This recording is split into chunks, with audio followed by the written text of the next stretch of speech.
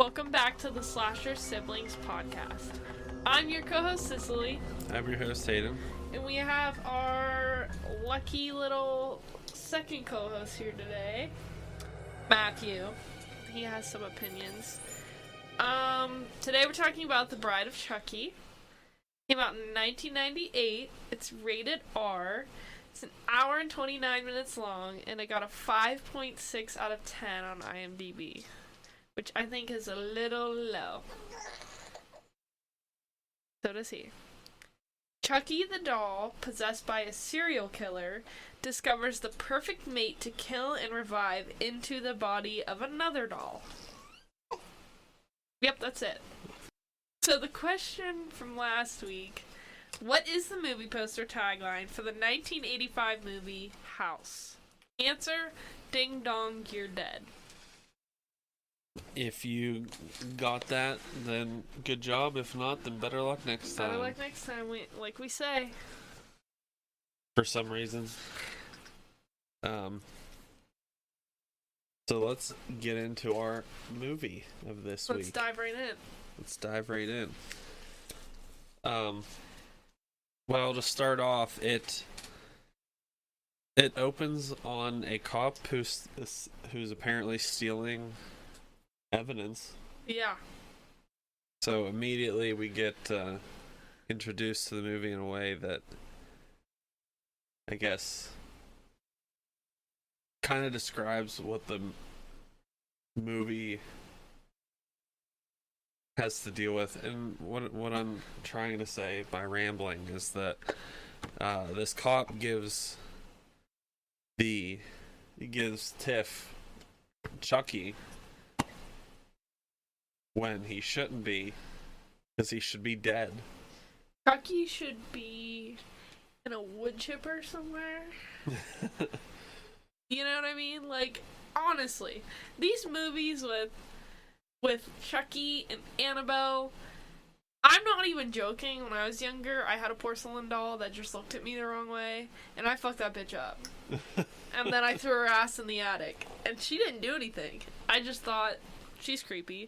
If I had a doll that got possessed by something and started fucking with me, you bet your ass I'd be banging it out in the driveway, on the ground, tossing her over the fucking yoke. Putting it in a wood chipper. I'm disposing of that thing. So, in these movies, I think they're creepy, but I also cannot relate. So we see the cop actually going through the locker room, opening up a locker and taking something out in a bag.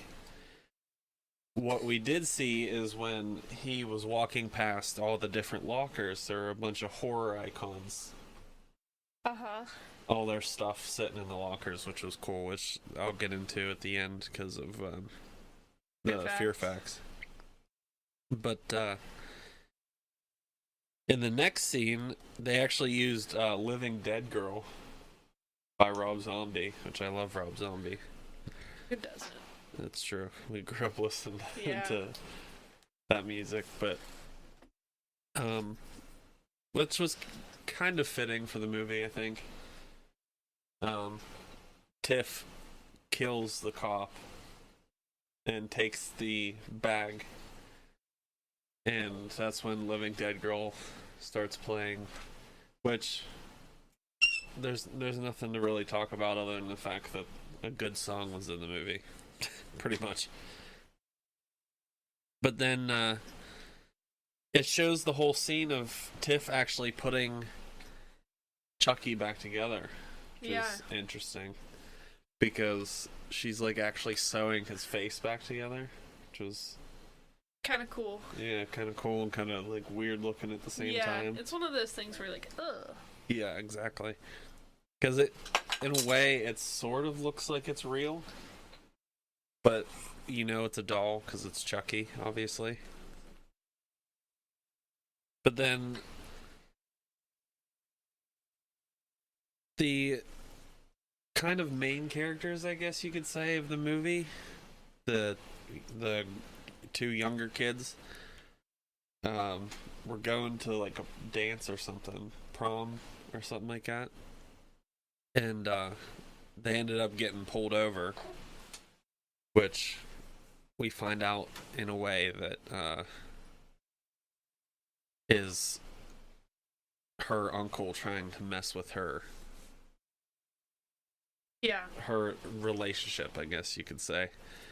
Trying to ban them from seeing each other, which I don't really know how you're able to really do that. And I mean, yeah, he's the chief of police, so he kind of has a way of doing it, I guess. Some sort of power, I guess. Abusing it, obviously. Yeah. But there's the scene where Tiff is bringing Chucky back, which was kind of cool to see because it's very similar to in the first movie, how he does it for himself and stuff, but it's also like weird to see that someone else is like so obsessed with Chucky that they want him to come back. And it's like you're sitting there wondering what's wrong with her. Well, yeah. You know what I mean? You're like, girl, oh, this cannot be good. How are you that obsessed with a serial killer that you want them to come back in a deranged doll that murdered a bunch of people? Not. Yeah, exactly. I'd rather not. But just me? We at this point think that it didn't work. Because she said the words and whatever, and he didn't like get up and move or anything like that. He just kind of laid there. So we are under the impression that it didn't work, which at first it's like, oh, thank God. Yeah. You know, it's like good, cool. It didn't work. Yeah. But then Chucky's gone. After she answers the door, his little body is just not there. Right? So we're left wondering where the hell he went. And Tiff was telling that dude to look under the couch because she thought Chucky was under there. And Chucky was going to kill him and stuff. But we still haven't been explained to why she's so obsessed with this guy. Yeah. You know, we haven't been told yet. But she offers at least to pretend to sleep with that guy and locks him to the bed. And that's when Chucky comes by and decides to murder him. So she kind of like set it up so he could kill him again. Like get back into the groove of things, I guess you could say. Mm-hmm. And that way, I guess that was her way of saying like, hey, this is how it's gonna go. You need to get back into what you were doing, because she was also telling him how she has been in love with him for, well, I guess over 10 years or whatever. But she's spent the last 10 years looking for his doll body to bring him back to life. Which it's like, Girl, why? Yeah. I mean, you know he's a serial killer, right? And a doll. A doll. Right. So there's like demons at work here. Yeah, like. Wow, he's a serial killer. So like, are you sure you want this to happen? Are you sure? But yes, I guess she is sure, because she's talking to Chucky, and I guess it was never Chucky's intention to marry her. I guess the ring that he had sitting on the mantle while he was living with her was one he stole, which he was planning on getting money the whole time. And I mean, I get it, like, he was, you know, a serial killer and I guess a thief or whatever, but like, if he did plan on, proposing to her and wanting to marry her, why would he just leave the ring on the mantle? Yeah, Chucky. What is that? No, I mean Tiff. Why would she think that he wanted to marry her if it's just sitting out? Yeah. That would be hidden if that was the case. Oh, yeah. So it's kind of bad on both of their parts. It's like you didn't really give her much choice other than to believe that you were going to marry her, but also why would you think that he wants to marry you just because he left a ring out? Also, you guys just met. Yeah, they weren't living together very long. Yeah. He was hiding there, Yeah. right? Yeah. So I don't know, it's just like It's very quick. Yeah, it was very quick. But then out of her anger, she went out and bought Chucky an actual wife doll, which is, in my opinion, a little creepy looking. Prior yeah. It was like creepier before Tiff got in there. Yeah, I actually like Tiff's what she does to it. I think it's kind of cute. But like she was like creepy looking prior to that. Yeah, like I wouldn't want that doll. Do No. not get me that doll for my wedding day. I might. I might. No thanks. I won't keep it. The old one, the one in the wedding dress, not Tiff. No thanks. But yeah, she gets him a wife and locks him in the little crib thing. Which, okay, so she wanted a kid, right? But he was in a doll body, and he wanted a kid. Yeah. You so didn't they want know a baby doll? You didn't know that. You didn't know at this point that he could get out of the body with an amulet, right? So, bless you. So at this point, why would you try, or why would you want a kid with a doll? You know what I mean? Yeah. Kind of seems weird to me. The whole thing is odd. Yeah, it's odd. But Chucky ends up getting out with the ring that she threw at him, and he like files down the slats of the thing that she locked him in that was apparently going to be a baby room, and actually killed Tiff by pushing the TV into the bath that she was in. I don't know what it is about these movies that put electronics so close to the bath. Mm-hmm. Yeah, very careless. They're all like that. We've known since like the creation of electricity that electricity and water don't mix. Yeah. So why do you always put like a radio, a CD player, or a TV or something right by the bath, or on the bath wall? Yeah. Like put it across the bathroom or something, where if it fell over, it would hit the floor. Anywhere else is fine. I would not put it right next to the bathtub. No. Because you're asking for it to fall in. Exactly. But Chucky did put her in her own doll in a kind of funny scene because she obviously didn't know he was going to do that. Yeah. Correct. But he did it in the same way that she did earlier. So it didn't work at first.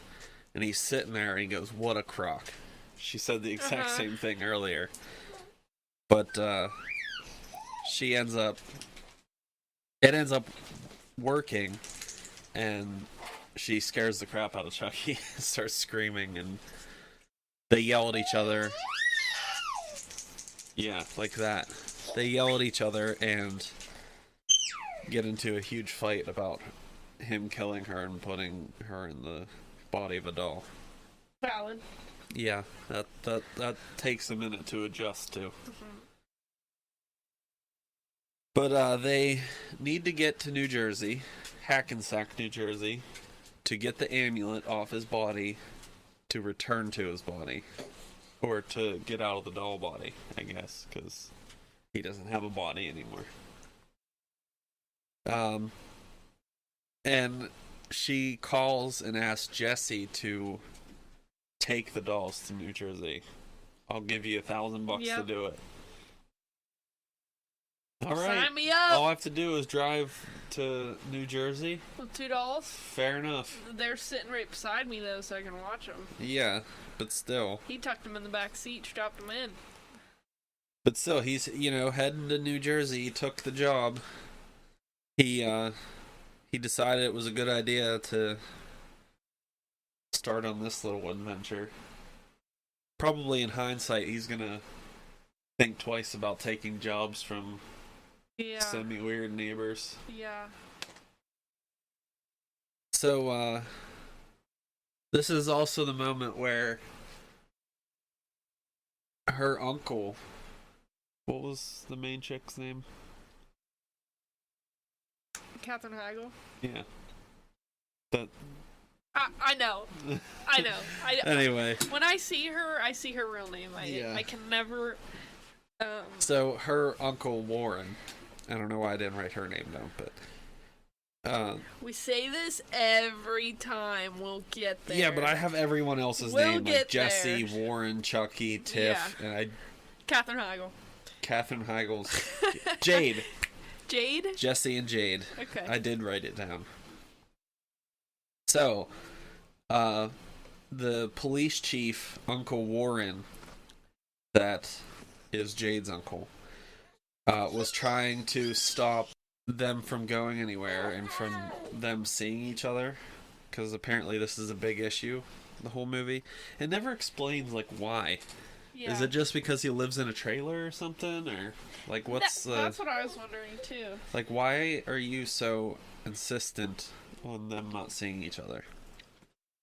But Chucky realized that he was going to screw up his ride to New Jersey, so he ends up killing Warren with, well, Tiff made him do it in a more creative way than just a knife, which was actually pretty creative, to be honest with you. I don't know if that'd actually do that or not, but maybe. We'll see. I won't say. Yeah. Well, yeah, I don't want to find out, but... Ask the Mythbusters that are... Yeah. They're not Mythbusters anymore, unfortunately, But he did get a call out to the other cop, and the cop stops them once again to mess with them, to try and keep them apart, which seems like a weird abuse of power for everybody. But then, Chucky also blew up this cop, too, because this was trying to ruin his ride to New Jersey and get his body back, and he's not going to stop at anything to get his body back. And, he blew up the cop in a pretty cool and creative way, which, I mean, I knew that would, they do that in movies a lot, but he shoved the jacket in the gas tank and blew it up that way, which is a pretty interesting way to do it, I guess. But then they get on the road again, and they actually stop to get married, Jesse and Jade. Yep. Fun times. Which... I'm surprised that happened at all, because Jesse thinks Jade killed the cop and is killing these people, and vice versa. So they each think that the other is a serial killer, which we know as viewers that is not true. That Chucky and Tiff are the ones doing it, but they're just pretending to be dolls so they can get where they're going. And it was at this moment that we actually find out that Warren is actually still alive. That he's not actually dead. But now he is. Because Chucky he said something about nothing, you can't outgrow the classics or something. Yeah. And he grabs his knife and just starts stabbing him until he dies. Which... Pretty classic. And especially for Chucky, because he's always used a knife. And we'll talk about it at the end. they get to the honeymoon suite, right? And there's this other next door couple, which seems weird that they just barged into the room. It seems like you would have locked your door, but either way. The other couple comes in, distracting them, and steals all their money. But Tiff doesn't like that. So she kills them in a actually really clever way too. By throwing the champagne bottle at the ceiling mirror. Yeah, that was a tough watch. Yeah, and 'cause I was like, ugh. The mirror shards just stabbing the hell out of them. Yeah, like that was so gross. Yeah, but it was like creative. Smart. I don't really Smart. I don't think I've really seen that before. No, I was gonna say I don't think I've ever seen that, but that was a new fear unlocked for me. Yeah, that is true. Not that I would be in that situation. Yeah, I don't think you have mirrors on your ceiling. No, but like, oh, that's freaky. Yeah. So, I want to take a second to talk about the anatomically correct scene. Lol. So, they made a doll for kids that's anatomically correct. And they made Tiff's doll anatomically correct too. Yeah. That kind of seems weird. Yeah. That Chucky is a wiener. Yeah, and not only that, I want to talk about Tiff saying, "Oh wait, do you have a rubber?" He's like, "I'm all rubber. What do you mean?" I am rubber. She goes, "Oh, right." Wait, aren't you plastic? But we find out that apparently Chucky can sleep with Tiff. They made it happen. I guess. So, in the very next scene, the maid actually finds the bodies. And at first she was like, oh, these young kids or whatever, because the broken wine bottle and the blood looked like wine. But it's like,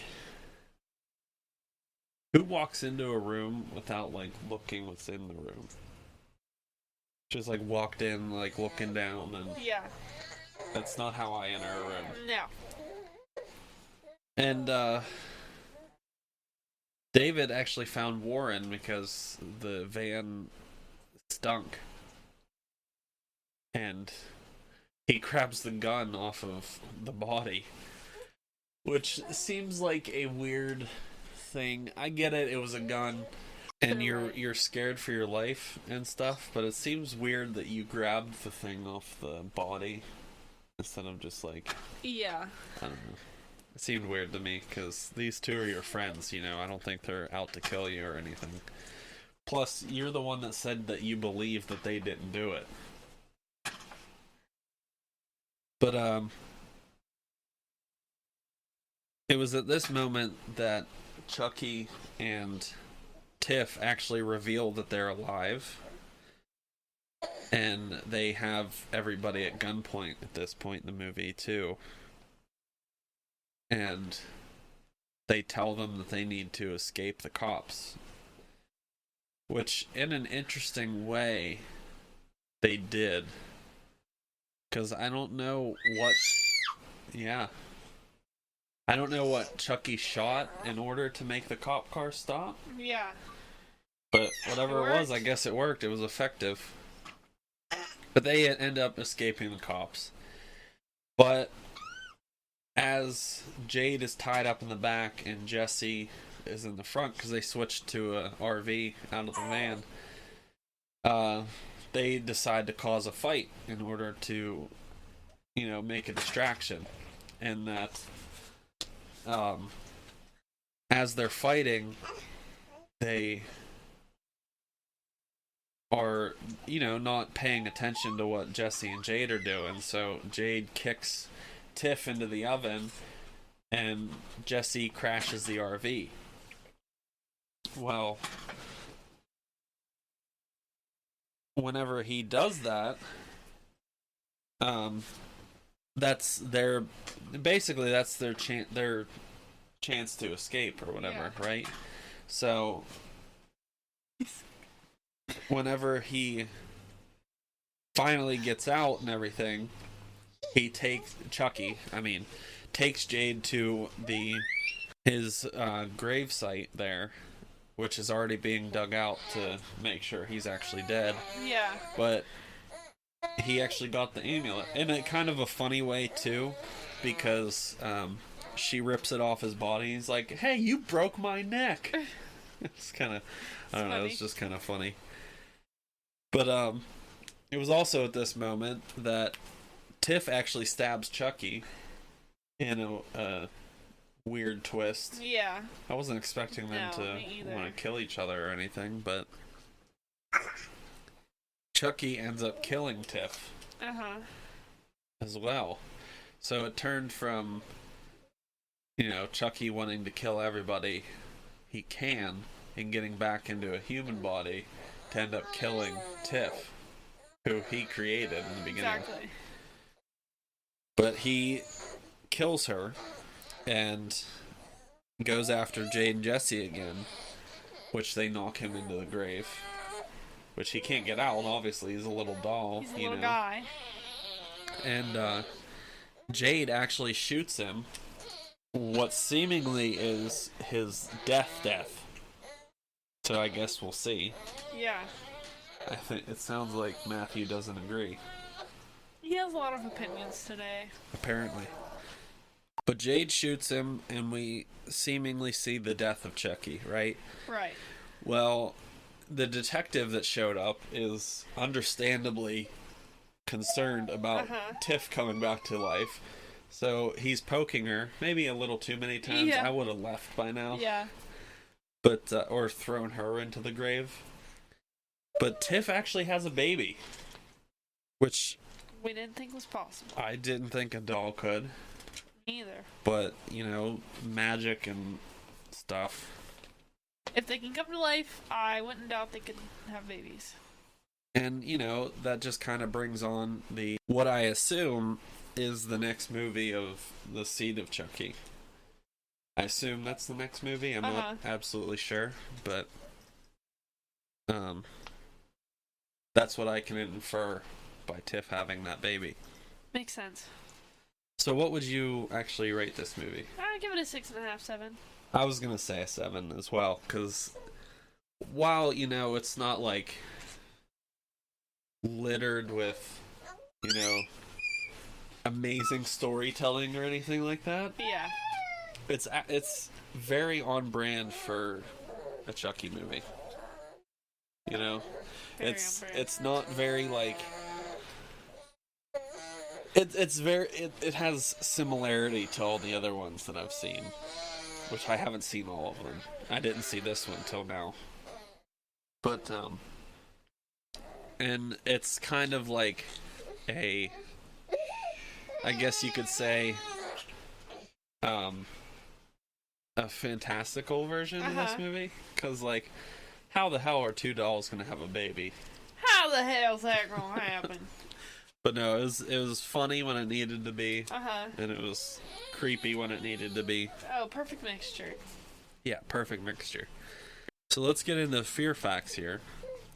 This was actually Brad Dourif's favorite, which was the voice of Chucky. Okay. Favorite movie until The Curse of Chucky. Oh, wow. Which came out in 2000 something. So it was a long time. And it's kind of cool that this movie is the voice actor's favorite movie of the series. I guess you'd call it series. So the gravestone, whatever the serial killer's gravestone, whatever his name is, I forget. Gravestone actually said November 9th, 1998, which is when the day the first movie came out. Which was the day that character died in the first movie. And that was the day that the first movie came out, in real life. Yeah, that's cool. Yeah. Jennifer Tilly, which I love Jennifer Tilly. She's great. Jennifer Tilly said that the doll sex scene was improvised. Oh, really? Yeah. That is so funny. That's hilarious. It's actually really funny that the whole rubber thing was improvised. So this is the part I wanted to talk about in the beginning, about the locker. So the crate from Creepshow, Yeah. was actually in one of the lockers. Oh, really? Yep. It obviously didn't have the creature in it, but it was in there. So, and for the final fear fact, Michael Myers and Jason's masks were both in there. Uh-huh. Chainsaw from, well, Leatherface's chainsaw was in there. And Freddy Krueger's glove was also in there. On top of the crate from Creepshow, but... And, it was kind of cool to see them pay respects to the older movies. Yeah, that's really cool. Because in all honesty, what kind of horror movies would we have without those? I don't know what the very first horror movie was in history. Uh-huh. But I can tell you that horror movies got hugely popular with Scream, Jason, Yep. Freddy, Halloween. Michael Myers. And it was because of those movies that we have horror what it is today. And why we even are doing horror podcasting, yes, if you think about it. That's true. But, sis, tell them what our next movie is. The Jester. So, we will be watching that on, what'd you say? Amazon Prime. Amazon Prime. Yeah, so if you want to catch it before we review it next week, it's called The Jester. I have absolutely no idea what this movie is. She Me either. picked it. Just so. found it. I've never heard of it. I said, let's watch it. Alright, so read the question. What creature is the focus of the 2018 movie Meg? Easy If one. you know it, put it on the Facebooks. Easy one. And if you know even a single thing about what that movie's about, You'll know the answer. yeah. But, yeah, we will catch you next week with The Jester. Yes, we will. Catch you later.